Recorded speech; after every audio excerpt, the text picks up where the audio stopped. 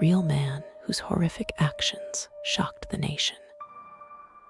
In the 1950s, police discovered masks made from human skin and mutilated bodies at his home. Gein's crimes inspired Tobe Hooper to create the terrifying character known as Leatherface. The film shocked audiences worldwide, blending horror with the haunting reality of Ed Gein's life. Many believe Leatherface to be real, unaware that Gein's story is even more horrifying.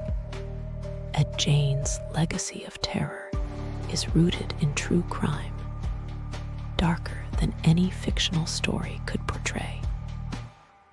His chilling acts remind us of the thin line between reality and the horrors we imagine.